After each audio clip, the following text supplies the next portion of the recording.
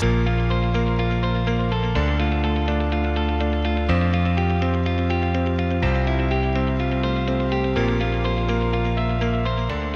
to Mountains Made Low, where we help you encounter the love of God and live well in the modern world. I'm Dennis Mueller. And I'm Christine Reagan.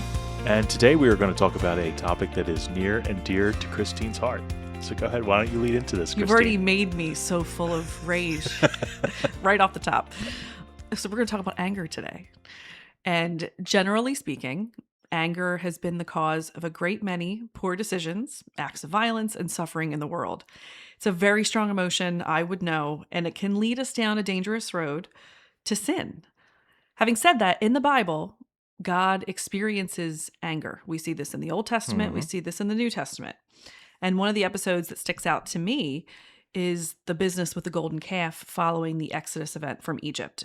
It says in Deuteronomy 9, it says Moses was, quote, afraid of the anger and hot displeasure that the Lord bore against them, so that he was ready to destroy them. Yeah, that's not a pretty image. No, but it's a just image. So that's the Old Testament. In the New Testament, one of the most commonly referenced episodes of Jesus's anger on display. Not that there's a lot to choose from. This is he has some strong words at times, but this is a real display of him acting in his, what I would call justified anger. But when he turned the money changers out of the temple. So if God experiences anger, what does it mean when I experience anger? And are all experiences of anger equal and the same? And do they all lead in the same direction? Right. Because if we're talking about God experiencing and knowing and maybe even acting in his anger, well, God is perfect. Therefore, maybe there's nothing wrong with how he experiences the anger. Yeah, I think it's a tough moral question, and it's not one that is easily answered. Because we have to kind of ask ourselves, is anger a vice or is it a virtue? And, sometimes we ask, is this one of those both and situations? Anger is an emotion, and as you kind of alluded to, it can be righteous in terms of like a response to something that is unjust, or it can be very self-serving. Mm-hmm. And there's a distinction there, and we have to kind of be aware of when we're experiencing anger, we have to kind of be aware of what is it that's driving this. Mm-hmm. And where's it going to go from here? Where's it going to go? Yeah. Right? Is it going to lead to me being proactive and trying to make changes in terms of righteous anger, when you see in the face of injustice, or is it going to lead me down to a path of sin? Yeah. Yeah. The Catechism says that anger is, it makes a clear distinction between anger as a passion and then anger that leads to sin. And so when you think of it that way, anger in and of itself is neither good or evil, right? We have to think about what it is to have a passionate experience at all. And then what does that mean when it comes to anger? So what are the passions? Well, they are emotions or dispositions, I'm quoting here from the Catechism, that incline us to good or evil action. So in and of themselves, they aren't good or bad, but they're morally dependent on how they contribute to a good or an evil action. So it's not that we feel anger. It's more about the why, the how, and then what we do with it that matters. So to clarify, it's not the feeling that's the problem. It's what we do in response to the feeling. Right. That can be problematic. Right. And why we're having the feeling at all. I would say that maybe that's an important part of the conversation to have. Feelings aren't sin, certainly. Yeah. But maybe if we're constantly, and now we're maybe putting the cart before the horse, but if we're constantly feeling anger, I would say maybe that's not such a good thing. No, we would need to kind of get to the root of what is the why, causing this, the how, and then what I'm going to do with it, basically. I like the way the Catechism rephrases it, because it says emotions or dispositions which incline us. It doesn't drive us to do these things. It maybe we're a little bit more tempted. Well, I think we go with the excuse of, I just couldn't help myself, because we feel so deeply and we think, I can't do anything but be inclined to act this way or that way. And it's like, well, no, you can have an inclination to all sorts of things, but at the end of the day, you can help yourself. Right. And it's you have to help yourself. Still choosing. Yes. Right. That's what I was getting at. Yeah. So the response to our anger is what matters. I think how that internally is experienced and externally. I think those are the two things we got to talk about. Yeah. How do you experience anger? What's your temperament and how that's evolved over the long time you've been on this earth. Well, How with somebody who lives with no regrets, I don't really. No, like I can get angry. I can get angry, but I'm always acutely aware of it. Like when I feel myself moving in that direction, um, and I am quick to course correct, hmm, but not always quick enough in a right. sense. Like my So what initial Dennis has said is that he's failed. Is what he said. well, no, my initial response to something that might be provoking something in me might be initially to my voice changes, my tone changes, and as soon as I become aware of that, I try to make the course correction because Hmm. I'm recognizing that there's something going on here that is provoking me to this heightened, agitated response. Mm, And then there's other times when I am like that provocation takes place and I catch it before, hmm. and so it's a measured response, very measured Yes. response. And like my people who know me well would be able to recognize, oh, he's pissed, Mm. but they might not. But they might not see it. Might not be evident to others who are Is that there. something that's evolved over your Yes, it has adulthood? evolved Okay. over time. Yeah. Yes, it's Okay. well, you learn. You have to learn. I think as you get to know yourself, there's an opportunity there for you to recognize some of these flaws, some of these dispositions, some of these inclinations, and as a response, what you do is you're able to manage them better. Hmm. Yay for maturity. That's And you? me. The word passion is very. I'm rarely in the middle of anything. I either have a strong positive reaction or a strong negative reaction. I'm not lukewarm about a whole lot. Well, that's And good because Jesus would vomit you from his mouth if you right, were. exactly. And I try to remind people, like, or when Sean points out, like, I'm getting a little hot headed about things. I'm like, but it's either or. I can't be in the middle. That's the worst place to be. I default to anger more than I wish I did. Where some people get sad about things, some people have other things that or fear. My default in the midst of negative emotion, I think, is anger. But your eyes just got real, like, Yeah. that's another piece of the puzzle. I think you could probably tell that No. because of how strongly I feel about. Really? No, Oh, I don't really pick it. I mean, I the passion I get, but I don't pick up in all the years that we've known each other. I've never really picked up well, that means I'm disguising it anger. well. You are. I Yeah. think you are because, like, Yeah. yeah. I mean, it's like, well, Well, I it's don't want just people to know I'm well, I like can this, tell that you other really, than putting it on the thing. yeah, you're passionate about things, and I don't know. I mean, maybe that anger that you recognize in yourself leads you to be uncompromising. I mean, I see that sometimes, Yeah, and that's some, fair. And I'm only saying this because I think other people are like this. yeah, And I never want people to think, oh, Dennis and Christine or this, that, and the other thing. It's like, no, I got some issues. yeah, Like you we all do. have things we have got. Shut up. But anger, right? So many of the saints. I read an article not that long ago. It was called The Holy Hotheads. And I'm like, oh, okay. So there's room for me. Like that's all right. I could be a holy hothead one day. Like Jerome. Jerome really struggled. Yeah, And so yeah, I don't think it's something that eliminates you from the communion of saints. yeah. I think God has made us the way that he has. And we'll talk about how I think that passion can be used in a much more effective way. Right. And that's really how how do you become a saint? Well, you redirect that passion that you have. It's not leading you to sin. It's leading you to build up the kingdom in a way that maybe only you can. Yeah. I think that the problem with anger for many of us is that it is such a strong feeling that we can easily get carried away with it. And that can happen very, very quickly.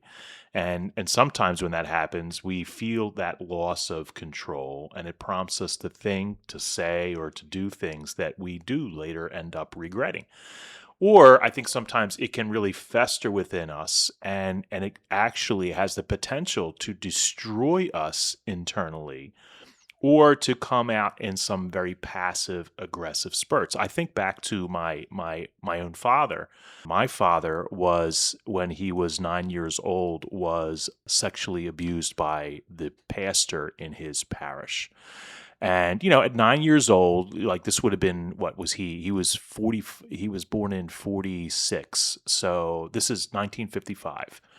Like, as a 9-year-old, who are you going to talk to about all this stuff? He had strong German parents who probably would have beat the crap out of him. At least his dad would have, for sure, knowing him as I did as a kid.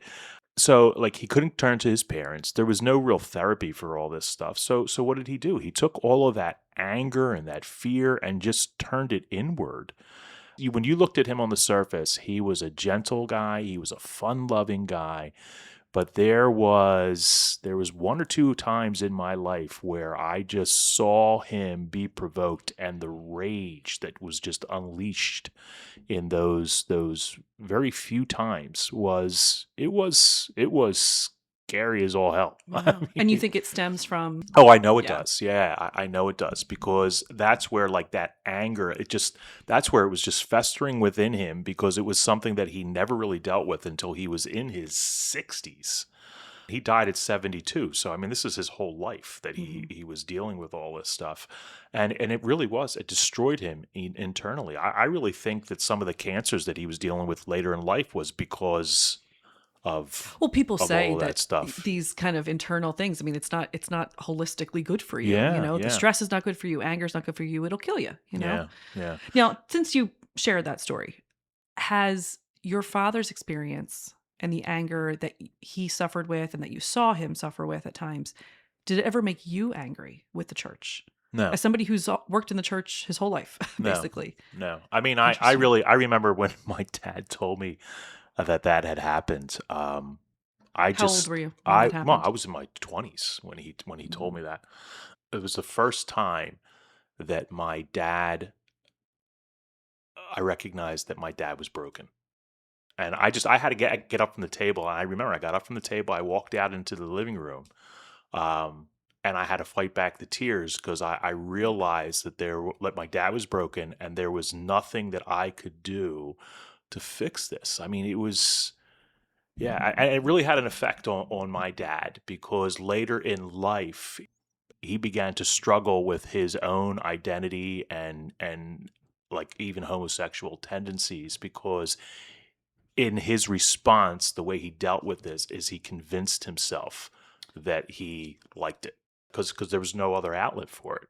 And it was really, it was unfortunate, because I remember, like, when my dad was explaining this, he was just telling me as a story, and I was shocked, and I'm listening. But then my dad, he turned around, he says, and and when that happened, and I liked it, and he slammed his fist on the desk, and that's when I realized, I'm like, he's broken. He's convinced himself of this lie, and this is what's causing this trauma now Mhm. in his life, and he was all this trauma, because it just didn't stop there. It led to a pattern of abuse that continued with this priest and other boys that he had molested in the parish. And it was Wow. just, Yeah.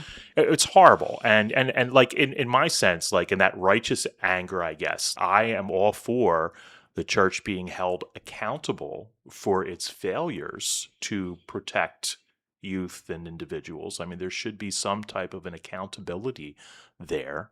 So I'm all fine with that. But in terms of my relationship with Jesus, I mean, there's nothing that's going to happen in the church that's going to force me to abandon my relationship with Christ Jesus and to walk away from the church, which is the source of truth, the source of the sacramental life, and the source of the most intimate encounter that I can have with Mhm. Jesus. I'm not going to abandon Jesus over this.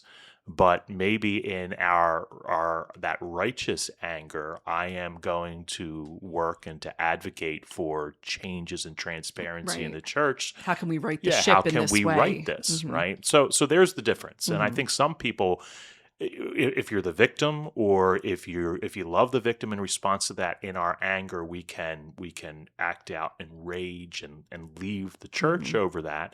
And we might just think that that's a decision, but that leads us to sinful behavior, right? Mhm. Because I'm no longer participating in the mass. I'm no longer living my faith, and all of that is sinful in one way or another in itself. Hmm. And so we have to be careful, It kind of in brings how up that. not just the personal experience of anger, but like how anger affects generations, like Yeah. generational anger Yeah. in many ways. It's a tough cycle to break. Yeah. I think it's the loss of control, Hmm. right? So like for my dad not being in control, he looked to regain control, and a part of that was to convince himself Hmm. that he liked it. Now I'm in control of this. I'm choosing this. And again, I just oof. Like I'll never forget that moment. I mean, it's like seared in my brain. I can picture the entire event, Hmm. as it unfolded. But the point is, like, if you don't control your emotions, then what happens is they end up controlling you. This is the nature of a passion. Yeah, I mean, it can serve us or it can seek to destroy us because the yeah. devil would love to will use anything. The Bible consistently warns against allowing anger to control us. I mean, we even see that in Ephesians chapter 4. It says, "Be angry, but do not sin." So anger is okay. Because We it's a It's a natural natural response, human passion response. response. Yeah. Somebody if I see somebody do something to my daughter, my son, I'm going to be angry about that. And that's okay. That's okay. But what do I do with that anger? If that causes me to go and punch some guy in the face because he made a comment, maybe an inappropriate comment to my wife, Ooh, that's is that sinful behavior. That's not righteous is it indignation. though? Well, Okay. no, it Yeah. is. No, I know. Yeah, like I I don't know. I don't have the right to do that. There's other ways that I could be angry about it, Yeah. right? And maybe it calls for me to say Yep. something, but Violence is not the answer. I'm not promoting it. right. That full quote from Ephesians says, "Be angry, but do not sin. Do not let the sun go down on your anger." Right. So even though we're responding emotionally with anger, Paul's saying, don't let that lead you to sin. But then he adds this additional caveat, like, don't let the sun go down on your anger. And what do you think that Well, means? I think it means like it's okay to be angry, but like, like, like what you hear a lot of times with marriage Don't and go to bed. I couples, right, know. right. Don't go to bed angry. Which is terrible marriage advice. Can I Right. say that? Yeah, Because I what are you get going it. to do? Talk about it till 3 o'clock in the morning? You're not your best self. You're saying even more things that you probably shouldn't say. Maybe in some certain situations, but not in all. Like I think maybe sometimes there might be an opportunity to maybe move towards reconciliation and then maybe continue the conversation. But I think what Paul's saying is like you don't want to let this continue to fester, right? It's one Agreed. thing to have that emotion, but when you allow it to begin to fester within you, where you're ruminating over this all day long, and we've all been there. Mhm. We've had somebody maybe Yeah. say something to us, and we just sit back in anger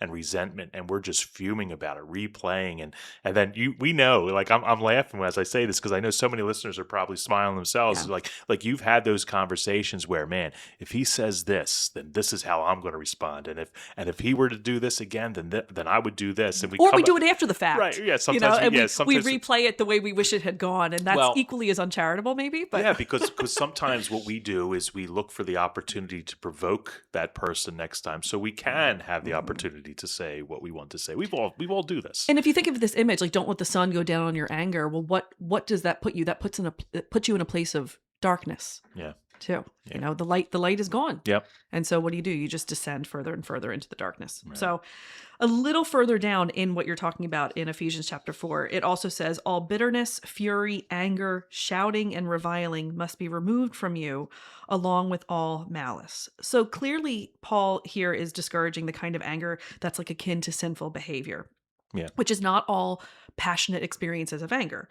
But this experience of anger, one that's motivated and maybe filled with malice, it's not representative of the Christian life. And it really makes me think of how the entire chapter begins when Paul is exhorting this community in Ephesus and he says, live in a manner worthy of the call that you have received. Yeah. Right? If you want to live the life of a Christian, this is how you need to, these are the behaviors, thought, word, deed that you need to avoid. Mhm. And so James advises in his first letter that, quote, let every man be quick to hear, slow to speak, slow to anger, for the anger of man does not work the righteousness of God. So in these and many other instances, God is recognizing that anger may arise in us, but insists that it must be governed by both reason and charity, which is very Aquinas oriented, Yeah. which is a more theologically correct way of saying check yourself before you wreck yourself. Right. You know, which I feel like is a was that like a real 80s 90s phrase? Did you say that a lot as a younger person, or is I it just what do. we hear in movies? I You do know, know. with a I do snap. remember. I do remember that. Go back to what James said, the righteousness, the anger of man is not necessarily the righteousness of God. I think sometimes we have this experience and this feeling of anger and we're like, well, God got angry. He flipped the tables and why can't I do it? It's like, well, one of these things is not like the other. Yeah. Maybe it's not the same thing. Yeah. So we have to really discern what it is that we're feeling and how it's coming out. Well, as Scripture says with regards to Jesus, it's zeal for my Father's house. Yeah. So there is righteous anger that is justified because it moves you to right the wrong that is taking place. Yeah. But I think a lot of times when we respond in anger, it's out of hurt, resentment, maybe even fear, and we are looking to retaliate. And we'll affirm ourselves in that too. Yeah. Yeah. So it's precisely reason and charity. It's like your conscience that will balance the passions within you and help you determine if this is righteous anger that's akin to what God would experience, or is this just Christine at it again? Yeah. Most of the time it's the latter It's than the definitely former. Christine. Yeah. But this whole slow to anger characteristic is a virtue of God himself, and we cannot forget that. I mean, it's in the Psalms. He's identified as being slow to anger and abounding in kindness, or sometimes we hear it slow to anger and rich in love. This is highlighted in many instances, and as disciples, we are called to imitate him. Well, think about how long he like bore the Israelites. Think how long he bears me in the moment. Yeah, I mean, it's not like anger is God's first response. And frankly, God's first response to sin is redemption and mercy. And so we can't just say, well, God gets angry. It's like, well, after how long? How much of a leash does he give? And Well, I again, think I'm that's- liking it to things that are of us. But I think that's an example of his infinite mercy too. Mhm. I mean, the leash is long because he acts with mercy. That's what mercy is, that slow to anger. Right. But if you are going to persist in your behavior, well, then justice is what you will deserve. Receive, Yeah, you will receive justice. St. Augustine warned us that unresolved anger easily grows into hatred. And that's because for Augustine, the danger was not the initial feeling, but allowing it to remain and just to deepen, to fester. And he said, anger is a weed, hate is the tree. Think about that. I mean, that's a good image to meditate on. Like, what are we planting? We always talk about the sower and the seed and all this stuff. Like, what are we planting? Are we just planting these trees of hatred? And they're coming from these little weeds that over a long. It's like death by many cuts. Yeah, basically. Yeah. I mean, if we allow it, anger can be one of the most destructive passions because of its consuming power. I mean, think about the times you've gotten really angry. You're not thinking straight. It clouds your judgment, and the fire that we experience in our belly, it doesn't invite us to pray. So communication with God is generally non-existent when we're experiencing these things. And when God is no longer part of your next act, sin is. Well, that's what sin is. Sin is a deprivation of the good that should have existed, but it's the deprivation of the God that should have existed in a given circumstance. So without prayer and without God's presence, you harm yourself and those around you. And that sin that you've committed in anger has darkened your soul, and it's caused more darkness in the world. I mean, these are the effects. Yeah, I mean, I love that what you said there. I mean, what did you say? It's the deprivation of what? People say it's the deprivation of the goodness that should have existed, but I say it's the deprivation of the God that should have existed. Yeah. When God is not a part of what I'm thinking, what I'm saying, and what I'm doing, I'm sinning in small ways or extravagant ways. Had I been listening to you, I would have been able to repeat that myself. Yeah. We're going to title this episode "Listening." And then to emphasize its gravity, anger is among, as you said at the beginning, the 7 deadly sins or the 7 capital sins. Yeah. When our anger is disordered, meaning it's not directed towards justice, meaning it's not imitating God, it's the source of numerous other sins. Think about the violent world that we live in. Think about the resentment that we harbor. Think about the relational destruction that we know all too well. Anger is the cause of a lot of this. And when we hear disordered, I think sometimes today, because we hear that language, especially with disorders, when we talk about behavior or we talk about mental health or we talk about other types of maybe learning challenges and whatnot, there's a danger for us to take a look at that word and just take offense at it, I think. When the church uses the word disorder, they're talking at it not from a physical or a mental state like we use it today in terms of ability. They're using it in a theological sense, meaning that this is like God created creation in a very ordered manner. And what sin does is it brings disorder. It disorganizes. It creates chaos. It disrupts. And so that's what the church means when it says that it's disordered. Something And is so, not as it ought to have been. right. So when our in God's anger creation. when our anger is disordered, we're not using anger in the way that it's intended to be used as Well, an would as an anger emotion or a passion. would anger ever have been part of any experience Well, if we had not sinned? Let me ask you a question. Would God be For us. Well, I'm For just us. saying. I mean, if we're creating the image and likeness of God, I do believe that anger would be a part of our humanness. If we're created in the image and likeness of God, don't you think? I don't. Oh, but there'd be no reason for us to experience it. Well, this is true, but that doesn't necessarily mean that we Well, I wouldn't think be capable of it. No, that's true. I don't think we would use it. Like Adam and Eve before the fall were capable of falling, but they didn't. Right. And so I think the same principle applies. No, eventually they did. Well, not like here's an analogy, and like when we get up into heaven, if you think about the nature of our sexual passions, right? Those things are Mhm. here on earth because we are a part of our role as co-creators in the image and likeness of God is to procreate. All right, but there isn't a need for that in heaven. Like the saints up there, even though in their humanness have those passions, they're not acting on those passions because there's no need for those passions, Mhm. but they still have them. And so I think that even in a Do they still have? Well, they still have them, but they're they're directed in other ways. In the same way that we would have no use for the unity of marriage because we have the unity with God in heaven. right, Right. That's what you're saying, right? Yeah. Okay. I would tend to agree with what you're saying. I haven't thought about it enough. well, to that's really just it. be able. I know that I'm kind of throwing this out at you, but Yeah. but I just think it's a good conversation to maybe have. I do think that even if there was no fall, that we would Mm. still have the capability. I don't think anger is a result of the fall. I think that the disordered way in which we use anger is the result of the fall. Right. I agree with you. I don't know if everything that God experiences would, just because we're made in the image of God, I don't know if we would have every gift and capability in the same way. So I don't know. I suppose we could have the potential for anger. Yeah. I gotta think about that. It's a good philosophical It question. is. Well, you tell me I'm too philosophical. When we fight, you're like, you're being way too philosophical about this, which I very much disagree.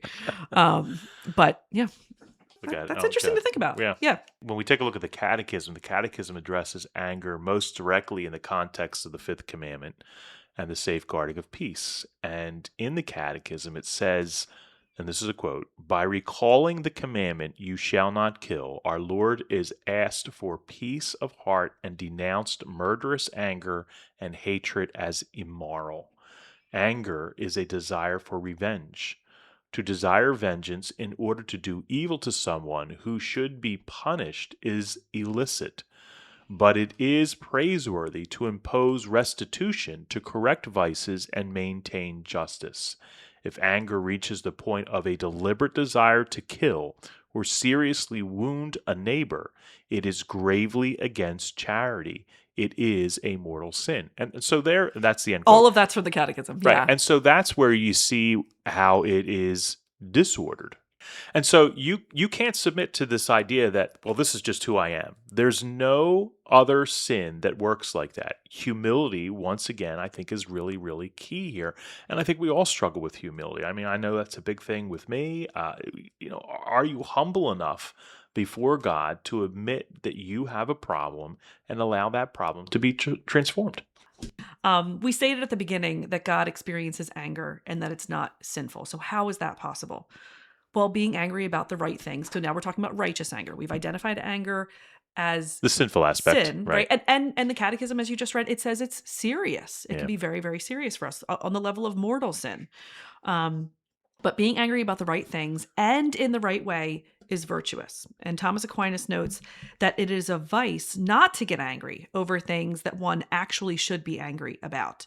He says, if you're witnessing injustice and you don't feel anger, there's probably something very wrong. And that's because righteous anger is a response of reason. Evil things should not make sense to us, and we should have rise of passion. Should be upset right? about it. And so he calls it the response of reason. That's his language. It reflects a correct moral judgment that something is genuinely wrong. And this passion of anger is a response to something deemed wrong with the world. It reflects a judgment about the way things ought to be. So we're getting upset because we're making all these connections in our head. I would argue that there's a lot of natural law that goes into that. Sure. And so when reason and passions are rightly ordered, we recognize injustice for what it is and we feel angry about it. Yeah. That's we also should. the role that the Christian plays in the world. If no one's out there identifying injustice, who's going to do it? Like the failure to notice and correct the wickedness, it just encourages those things to persist. Like when we turn a blind eye to those things. And I think it also causes a lot of confusion in the community over what is truly right and truly wrong, and may even lead good people to do evil. And so when our Lord experienced that righteous anger in the temple, he drove out the money changers, and scripture says he looked upon some opponents with anger and grieved at their hardness of heart. And that's there in Mark's gospel. That comes from Mark's gospel. Do we see where his anger is directed? His anger is directed at the sin and injustice. It's not motivated by selfishness or hatred, and it's certainly not in the spirit of revenge against the people. He's angry and he's grieving at the hardness of their hearts that is blinding them to what it is that they're doing and their sinful behavior. Yeah, he's not making it personal. Yeah. In the sense of how often we make things personal. Yeah. I mean, what are some things in the world that make you angry, justifiably so, or at least justifiable in your assessment? Evils in the world that just it grinds you up, as it should. I'm going to take the fifth on that. I'm not going to answer that because just stating that without providing some context, I think could. How much context do you need for something like abortion or human trafficking or something like that? I mean, Well, yeah, I mean that's kind of what I was getting at. All Like, right. what is it that? Certainly. Okay, I'll rephrase it differently. What should the Christian seek? What evils in the world should the Christian respond to? I think anything that's rightly? evil, anything, any Intrinsically evil, evil, any intrinsic any evil that's taking place in the world. When you're taking a look at abortion, when you're taking a look at some of these other issues that you had mentioned, when you take a look at even just some of the things that just fly in the face of reason, like the gender ideologies and things. I mean, there's things that we should be upset about and seeking to correct. Not condemning the people that are doing it, but out of our love for them, helping them to realize how this behavior, how the choices that maybe they're making is really not good for them. I think the long and the short of it is like anything that is immoral, anything that is sinful deserves a response from the Christian.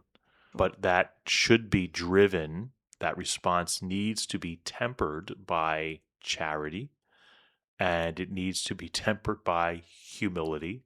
Mhm. And the response is really, that righteous anger in that sense. The ultimate goal is to change the systemic evil that is present, not to condemn the people that are engaged in the behavior. Mhm. I Um, was at a conference a couple years ago, and the speaker said something that resonated with me. And in this, and as somebody who feels strongly about all sorts of things, they were kind of speaking to how can you order things better in your life. And it's like whatever misery you're experiencing. And I think anger causes a lot of misery, right? And even the righteous anger should have that level of misery in your life, because the fact that innocent, unborn, vulnerable children are being killed is such a terrible stain on our society, and that leads to misery, not just in my own spirit but in the world. sure. And so what she said was, show me your misery and I'll show you your ministry.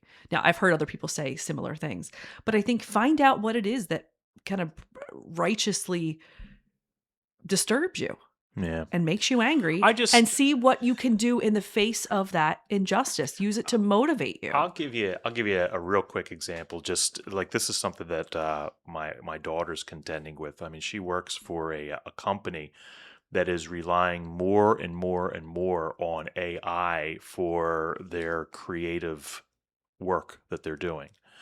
Oh, I can't imagine, as an artist, that must just make Yeah, her. and so it's troubling for her from a creative perspective, but it's also upsetting her because she is acutely aware of the harm that these unregulated data centers are causing to the environment and to the communities in which they are Mhm. being based and created really for profit and for revenue at the expense of the quality of life of the people that are living around them. And like she's sitting there thinking, she's telling me like, I'm not so sure that I can continue to work for this company. And I said, well, I said, you're right to be angry and you're right to be upset by this, but are you willing to plant your flag on that hill and die on it and leave a job in your field where you're making good money and able to support yourself because of this, or should you be directing your anger towards advocacy? Get out there and That's what I join a mean. group, Yeah. right? Get out there and join a group that is working to making a difference, because you quitting your job over this is not going to make any difference. The company isn't going to care that you left, and the world isn't going to change because you, in your Hmm. righteous indignation, your righteous anger, said, I'm not going to tolerate this. I'm not going to work for this. Okay. I don't think that there's a need to do that. I think you can continue to do the work that God has blessed you to do, but in that righteousness, in that anger, in that upsetment over the issue, go take that and try to make a real change in the Yeah. world. Quitting your job is not going to bring about real change, but you joining an advocacy group, you working with grassroots movements to bring about, political change and laws and everything that can help to change the environment, Yeah, what's you going raising on. your hand in that staff meeting and just speaking some sense and light and charity into that Yeah. Be an situation. advocate, and That's see and valuable. see maybe if you can. If she won't speak the truth, who will? Right. There's So something so about see that. if maybe that you can maybe make some modifications to what's going on in work without them diving into this. I might be even be more work for you. Like, okay, they want you to use AI to create this pattern for fabric. I'm like, okay, use AI, but then you go and you create something on your own. It's going to be extra work for you, Hmm. and then just show them. Say, like, hey, this is what AI came up with. This is what I created. What do you prefer? Yeah. And then throw it Yeah. in their face. Right. Well, I mean, and they might prefer the AI for, I Right. mean, and that's okay. Right. But let them see the side by side comparison. I think today, well, in this particular issue, it's all about expediency. It's all about Hmm. maximizing time for profit. Yeah. And so, if it's going to take you less time to create the design for these things using AI, well, then let's do it, even though it stifles God-given creativity in that moment. That's just like a real world Right. example Yeah. of what we're talking The about. future of just everything being data centers and like Amazon distribution uh, complexes. Isn't that terrifying? Really? I mean, as I drive here, I pass an Amazon complex, and these trucks just pull out in total uniformity, like like clones, like Yeah. Attack of the Clones. They just pull out, and I just hear the Empire Strikes Back music in my head as they all pull out. Dun And dun dun dun dun yeah, I was dun like, this dun. is Oh gosh, I fear for our future. Okay, so while righteous anger is noble and necessary in the face of evil and injustice, Teresa of Avila observed how quickly anger can disguise itself as righteousness. Okay, she encouraged us to do a lot of self examination whenever we believe that our anger is completely justified. So we do have to be careful and discern within ourselves and make sure that our anger is not operating under this cloaking device of sin, Yeah. basically. Or our sin is not operating under the cloaking device of righteous anger, better said. We also have to make sure that our anger is not directed at a person so as to ignore their human dignity, because I think that's really important. If we see somebody Yes. contributing to what we think is injustice and evil in the world, well, we can't ignore the fact that they're still a person who bears the image and likeness of God. And so, like, here's the challenge. Like, remember that when you are staring at that person, Mhm. face to face because of something that they said or something that they did to you in Yeah. that moment. And that's even like your spouse, that's even like your child and everything. I think sometimes in our anger, it's very easy for us to desecrate that living temple of the Holy Spirit that stands in front of us, in that person. And so like we really need to there's a mindfulness there that we want to be acutely aware of so that we do respond with charity in the face of anger. Yeah. Yeah. Yeah, evil remains, and their participation in that evil may be totally legitimate, but we can't forget our responsibility towards charity in dealing with that person. Yeah. I said so like St. Francis de Sales, he's one of my favorite saints. I just I like did his not know whole that. yeah, well his whole spirituality and everything. I really like that. But he's a well-known 16th century doctor of the church, and he's best known for his spiritual work, Introduction to the Devout Life. He's referred to by many as the Saint of Kindness. And in the 19th century, St. John Bosco even formed the Salesian religious congregation and named it after St. Francis de Sales. Mhm. Francis's story was not one of all roses and rainbows. He was known to have quite a temper, kind of like you alluded to with Jerome.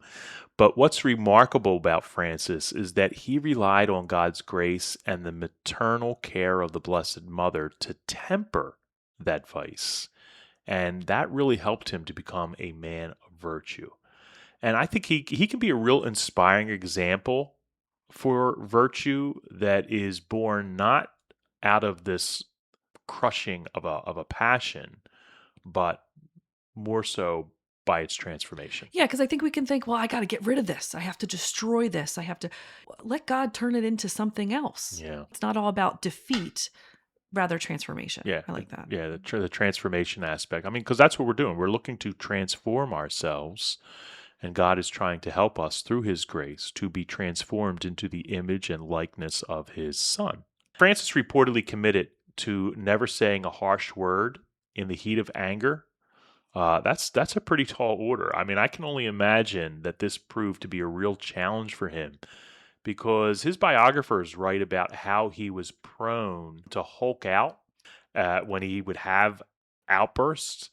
And in spite of this, he came to wait, he came to pray, he came to return to difficult conversations only when he was calm. And decades of this discipline turned him into one of the most beloved bishops in the church who was known for his kindness and patience. So he took this vice and he turned it really into a strength where it was tempered by kindness, by patience. And so that's like I said, there's being angry isn't necessarily an evil, Yeah, right? be And angry, but right, sin not. but sin not. In that introduction to the devout life, he writes, he's referencing Psalm 31. He says, quote, if you are like the psalmist, ready to cry out, my eye is consumed for very anger, go on to say, have mercy on me, O Lord, so that God may stretch forth his right hand and control your wrath. Yeah. So that line, mine eye is consumed for very anger, that comes from Psalm 31. Let's take the cry of the psalmist and make it a prayer, Yeah. which is what he does. You could also make an argument that Jesus chose the most reactive person of the 12 to lead his church in St. Peter. I remember at the seizing of Jesus in the garden, Peter's the one who cuts off the slave Malchus's right ear in an angry Hulk-like outburst. Peter was impulsive, he was reactive, he was passionate, but Jesus chose him as the rock which the church would be built. And so, even in our weakness, we can be made rock solid. And he was short in stature too. He was short. You're my Peter. Just cover your ears, buddy. And this, I think, is surprising to people. Mother Teresa was very, very passionate about her work, especially in the face of the evil that she witnessed and sought to heal in the streets of Calcutta. She saw the evils that the poor and the vulnerable people that she was ministering to were facing. And she would often morph that into unhealthy experiences of anger. And she said, well, St. Jerome used to hit himself with a rock every time he lost his temper. But if I did that, I'd be as dead as a doornail with no ribs. I mean, that's great. That's a great line. And you're honest about who you are. You're honest about what you're struggling with. Yeah. She's in good company. She knows that. And it's a prayer in its own way. Yeah. And so if saints are struggling with anger, just know you're in good company. Yeah. Right? You who are listening. I mean, and she was short in stature. She right? was. There's hope for me. Right. All right. What do people do with all this? Well, here's the practical application. Like, you don't have to be at the mercy of your anger. I mean, one can, and I think they have to. They must bring it into the mercy of God. Just like that quote from St. Francis de Sales, and I even think, like, Mother Teresa kind of alludes to it a little bit, that this was really beyond her. So don't minimize it. Don't make excuses. Bring it to prayer, and especially the sacrament of reconciliation. If you're struggling with anger and it's leading to hatred, resentment, this desire for revenge, whatever it might be, bring that to the sacrament of reconciliation. Talk about it, right? Because we're talking about, when we talk about sin, there's sometimes we need to cleanse what's rooted in our heart, right? In order for healing Always, to take place. yeah. So if you make that a regular habit, if you give God control of your anger, surrender it, like, have mercy on me, O Lord, in this moment, you use that to the benefit of the kingdom of God and not your own destruction. If you make that a regular habit, you give God control of your anger and practice doing things that will help you to be more humble. That's the other thing. And Aquinas says that the key to disordered anger is meekness. What is meekness? Well, meekness isn't weakness. I think today we have an understanding, like, in the English language, meek is something that is seen as timid, something that is seen as passive, somebody that is seen as maybe easily pushed around and manipulated. They're meek. But meekness is really, it's a strength. Jesus says, blessed are the meek. It means something different in Greek. In Greek, it really means those who place themselves under the willful control of others. I think we talked about this before in another episode. Yeah. That word, I think it's praeus, is the Greek word. And it was a word that was used for domesticated animals. Like, think about your dog for a second. Your dog at home, it's a domesticated, it's not a wild dog. That dog is under your control. You are the master. And so when Jesus says, blessed are the meek, for they shall inherit the earth, he's reminding us that when we place ourselves under the yoke of God, when we place ourselves under the will of God and submit our will, what we want to do maybe in that situation, to maybe what God is calling us to do and to respond in that situation, that surrender, we inherit the earth. In other words, God will give us everything that we need in that moment to achieve his will. His grace will sustain us. His grace will provide for us in that moment. So it's being strong enough that we surrender control to God and we act in love. That grace allows us, I think, really to control our passions and how we express it. It's that grace of God that he provides in that moment. It's really the power to restrain ourselves and to choose to love first. And I think to redirect it. That's what's taking place here, this redirection. When I submit my will to God's will, I'm allowing God's will to redirect my response. And so if you're a person of strong emotion and passions, use that to the benefit of the kingdom of God, not to your own destruction. If you use your passions to serve God, what once existed as anger can become, I think, that zeal that we see Jesus. Zeal for the Father's house, zeal for the kingdom, zeal for the love of your faith, zeal for the love of Jesus, the Father, the Holy Spirit. Yeah, So- when things seek to fester within you, turn what's inward, turn it outward, turn it on to another, right? That's love, to will the good of the other as other. That's what the whole be who God created you to be and you will set the world on fire thing is all about. If you're on fire in a negative sense, hand it over to God and he's going to redirect that flame for his purposes. Yeah. Show me your misery, I'll show you your ministry. You're going to be yourself. You don't need to be the clone of the person next to you who you think is doing it better. Do it the way that God would have you do it. Yeah, yeah. So this week, think about when anger arises within you. Is it unbridled? Is it out of control? Is it coming from a place of pride, perhaps, and leading you down to this road of vengeance and vindictiveness? Or are you angry because something or someone is being robbed of goodness and righteousness? That holy anger.